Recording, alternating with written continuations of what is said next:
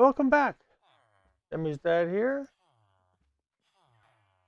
First, I wanted to give you a recap for the third time. I won't dwell on that. I'm sorry. First, I wanted to give you a recap of how things went last time. They went great. I've already kind of moved on from the last episode a bit. You'll see. Oops, here we are.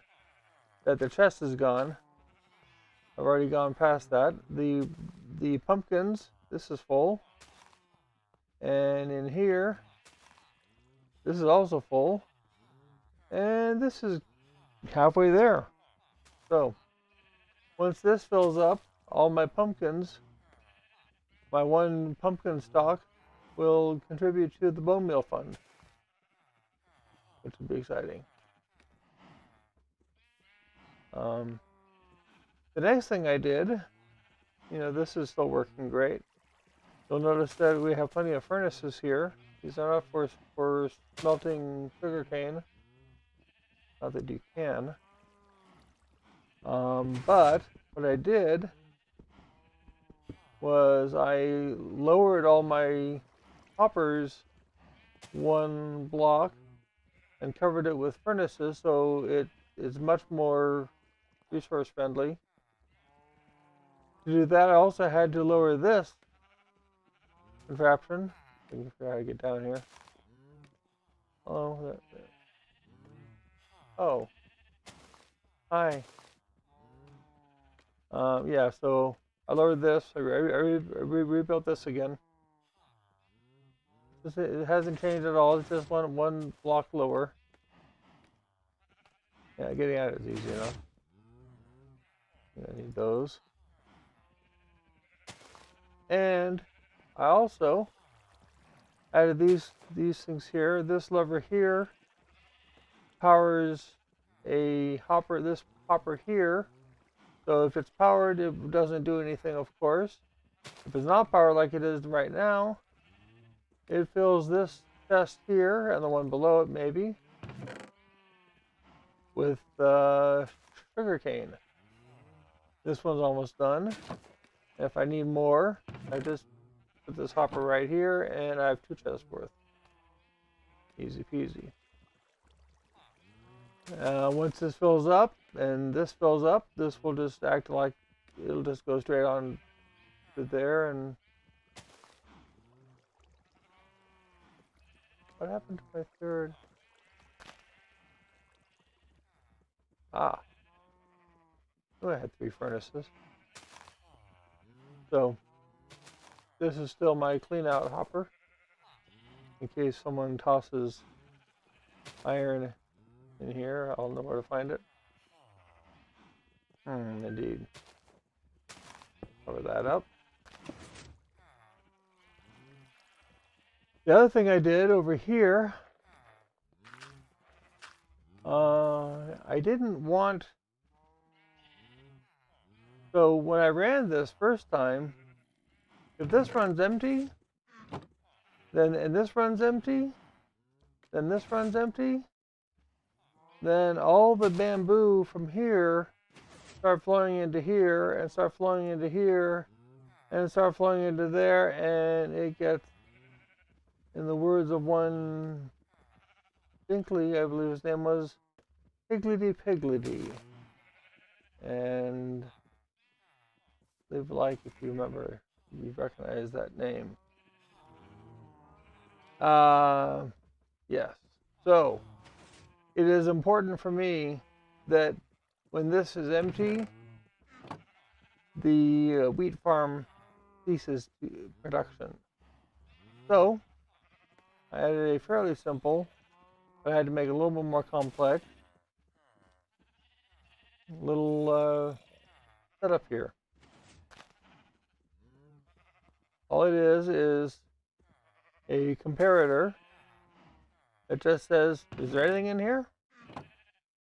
If there is, I have a repeater here, so it goes here. It goes to my favorite block, of course, the target block, because it can suck redstone out of thin blocks, which then is powered and then leaves this powered. So I'll show you, I'll demonstrate that easily enough here. I take this out, leaving one in.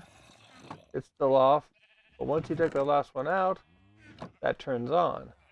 That turns on, leaving this powered. When this redstone is powered, it means the farm is off. So therefore, when this runs out of bone meal, the farm turns off automatically. The other thing I did, I don't know if you notice this lever here, is you may notice a bunch of chests are missing from here. They're gone, but they're not forgotten. Also, this is empty, so it's there and here.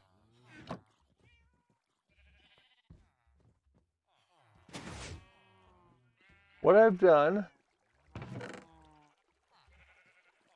is, now I don't have the inventory space to do anything, but there we are. I moved them all behind this wall. And now you may be saying, wait, SD, that wall's too small. And you're right, it is. Unfortunately, if I just barged in there and showed you exactly what I did, I would destroy a lot of work and I wouldn't be able to put it all back together again. So I'm going to go a different way. I'm going to go in spectator mode, just show you that way. That's not spectator mode. Hang on. Don't normally do this, sorry. Ta-da! Just a couple minecart chests. Say about, I think, I estimated about 24 or so. Let's see here now. Hold still. Okay, that's going 36. If I go down, 37, 13, yeah, about 24 or so. Okay, all right. Oh, wait, go back to where I was. Don't move it around. Don't go around this way. Okay, there we go. All right, so yeah. And then you notice that, I think you're right about here. Yep. So if I need more, I just make another chest and put it on that powered rail, and it scoots over and falls down. It's right about here, I think. Yeah, get this block here, and you can see them. Oh yeah, there they are. They're kind of shimmering there, causing all kinds of lag, I'm sure, but the game seems to be okay. So this feeds the chest. This takes things out, and I can grab as many stacks as I need, and they'll get refilled. Hopper speed. It's not that fast. That's the only downside to this, is that it doesn't just refill it quickly. You know, but if I need a stack of bamboo, I mean a chest of bamboo, there it is. So that works, and it's a lot smaller than that growing monster of chest I had there. But what I need to work on is downstairs here. I've got a mess with these things. These guys, look, this toolsmith here, he's a novice. I've never traded with him, and yet he's controlling, I think, one of these tool stations. Whereas my guys who are the good ones, okay, this one here finally is back on. I think he has his own one now, finally.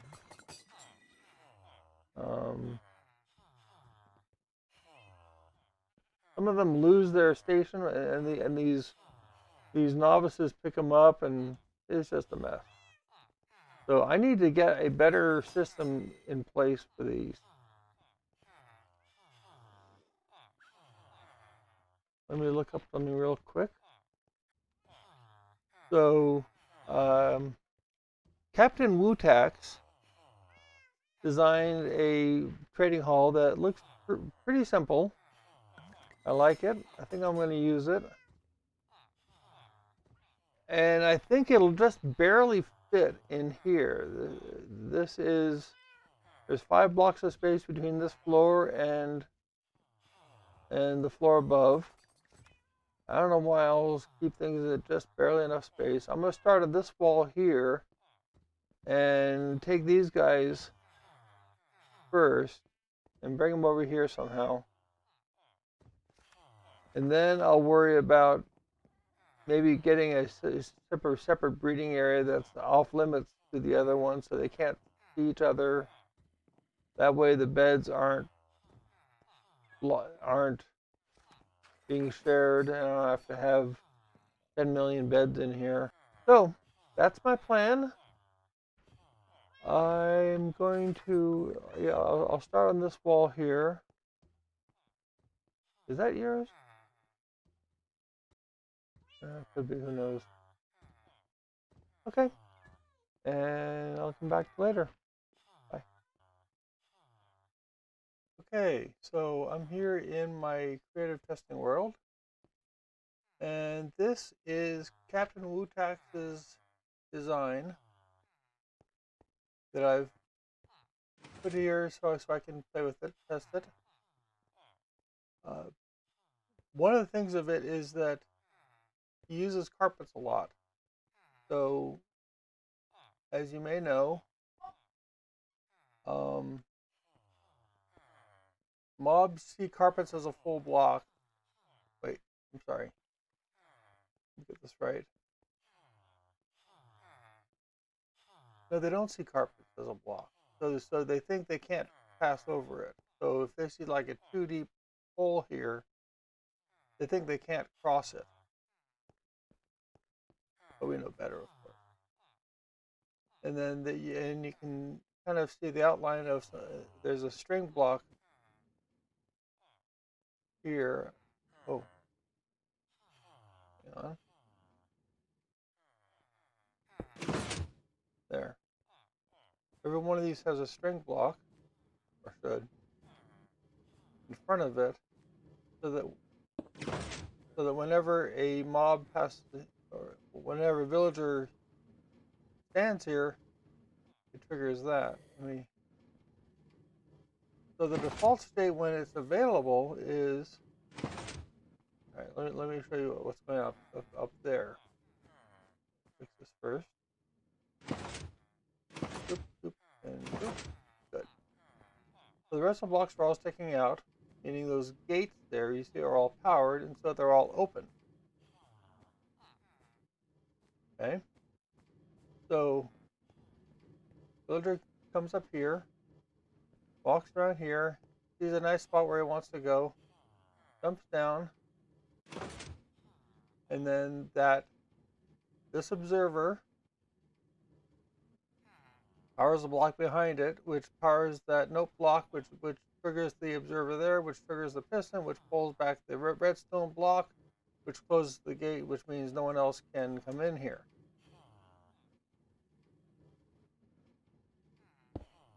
Oops, I don't want to look out. Oh, good, they're all fine. And that's the general design. Now, on his, he has a zombie at the end scaring them so that they panic and run to a safe place, which is down there. In my test, which is not, it seems like it's not necessary, but I'll show you right now. So one here, and oh, there he goes. Another one. It was just fine. Yeah, so, and these guys are not going anywhere. I mean, you might think he can walk right here, but the mystical power of the carpet block compels him to stay where he is for some strange reason. I don't know why he doesn't have a trade yet. Oh, I keep doing that. Oh, little kids.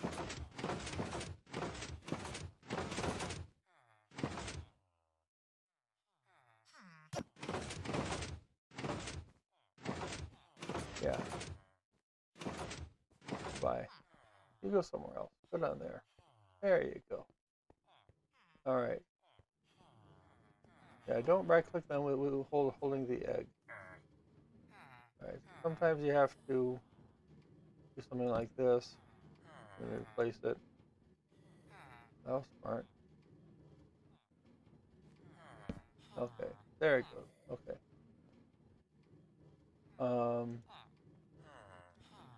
So he goes there, drops down, triggers the observer, closes the gate.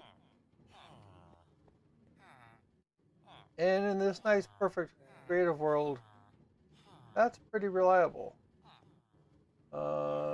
Pretty reliable. Sometimes that happens where he gets fixated on what he really wants to go to a certain spot, and he can't because the gate's closed. So sometimes I have to step in.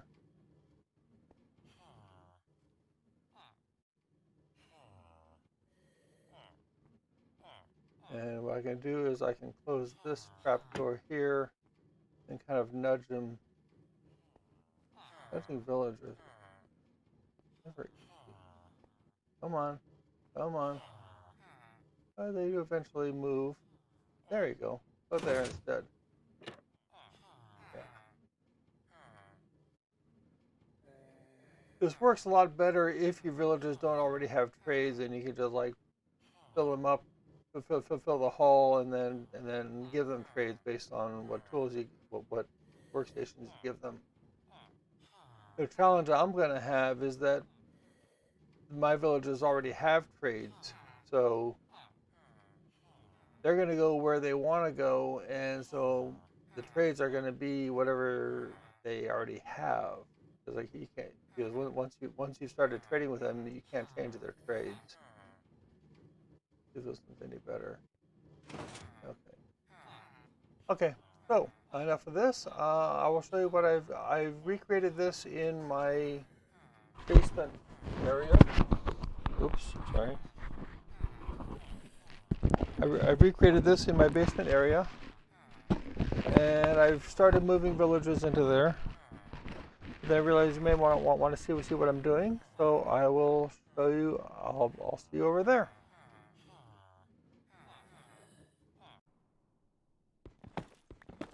And I find myself just one nether quartz shy of all the observers that I need. So here I am, back in the nether again, hoping I don't lose my way out.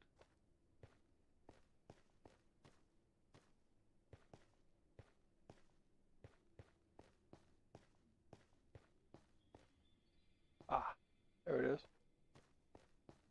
Okay, so I've got 27 nether gold ore and 36 nether quartz ore. I will grind them up later. The reason why I'm silk touching them is because if you hit them with the regular pick, you get nuggets, the nether gold ore that is. But if you smelt them back at your base, you get ingots. Okay, I've done a little stuff off camera. I had to do some gathering in the nether to get some more quartz. I was just one shy. I had 31. I needed enough for 32 observers. This is 16 wide here. This whole area here is going to be another one of these. And I laid it out in a little cross section in my inventory here. So 16 string, 32 observers, bluestone I'll use for my block down there, 16 note blocks, 16 sticky pistons, and 16 redstone blocks. And I'll need more lecterns. I'll get those as I go. And I also got all my librarians, all 5 of them, safely ensconced in minecarts. So I don't have to deal with getting them in minecarts. I can just take one and get them off going. But first things first, I need to build this thing. And I think I'll do that in a time lapse.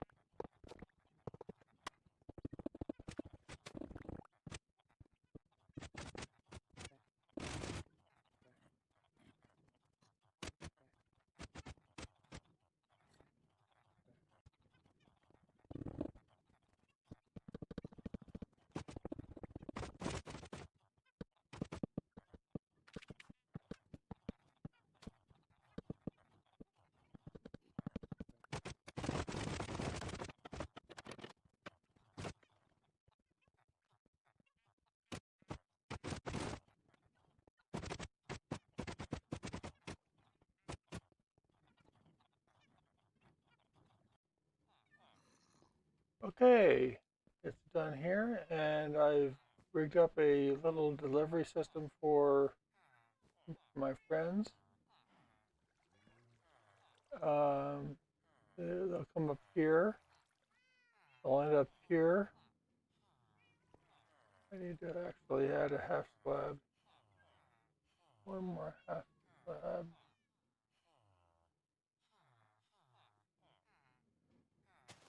Here. So they, oh, I can't have a half slab here either. Or here. I need to put them.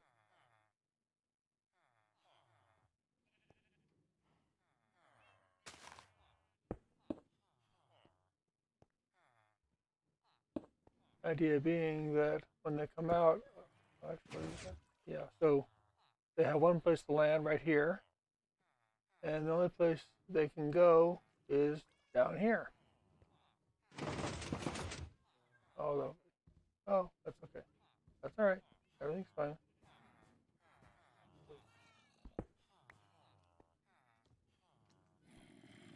Okay, I think I'm ready to start loading them in.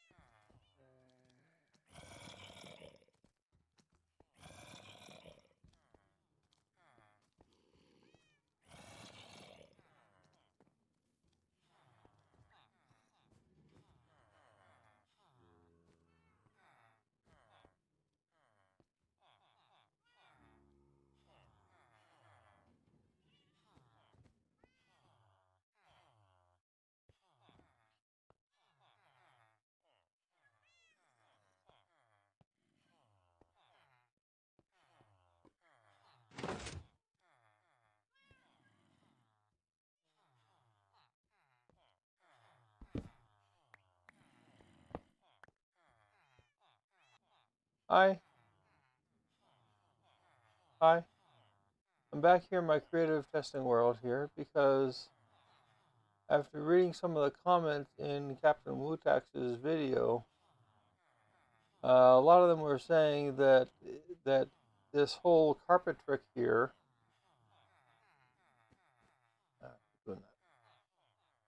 this whole thing with the two carpets and such, was a bug that's fixed in 1.16.2. And guess what? That's what I'm running. I know I should be running 1.16.3 or 4. Frankly, I haven't gotten around to it yet. So, that begs the question is if this is broken, if this villager trading hall is broken, why does it seem to work so well? I mean, I can delete these. They aren't going anywhere. Da-da-da-da. Lose all the trades, but they're not walking anywhere. However, if I do this, no, that's right, that won't happen. But if I do this, watch what happens. If I break it, will they do anything? Oh, maybe not. Well, maybe he likes it there too, for all I know. Okay, we'll see what happens with him. Break another one of these guys. 2 more. Interesting. I'm not sure what to make of that, but I did test this earlier on with the guy in the end, and he was able to. Yep, there he goes. Just walk right away. I also tested this. Now this guy here, he's just hanging on here. There's nothing down here. There's no magic with this carpet. It's just a carpet. Boring carpet block. Him. And this little thing over his head with the trapdoors. And I did some math. I do like math. Fair warning. Turns out, let me show you this way. You can't really see it too well, but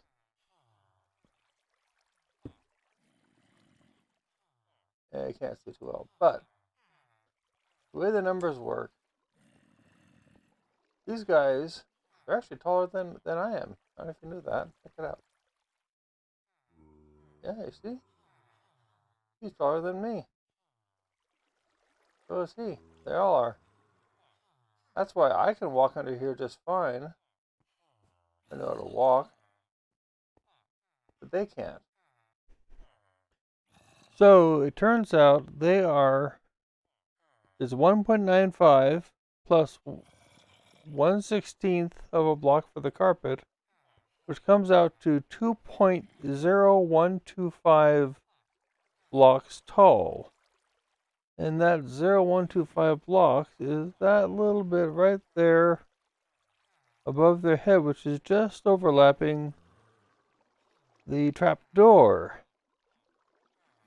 So, yeah, it's not like some weird thing with carpet. It's just simply that they don't know how to bend over like I do.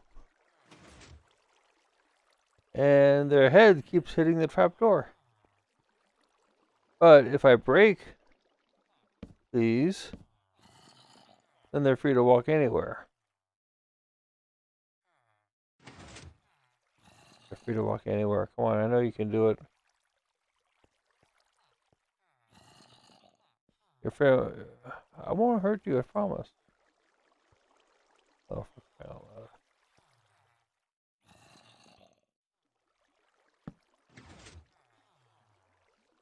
You see? Okay. You no problem. Oh, wow, yeah, you really no problem. Okay, see? So, anyway, I just wanted to point that out. And I'll take my spot in here. And you can see for yourself that I'm not as tall as they are. any case, this was kind of an odd episode for me because it ended up being real long and I had to cut out a lot of stuff to make it a reasonable length. So thank you for watching, and I'll see you in the next episode. Bye bye.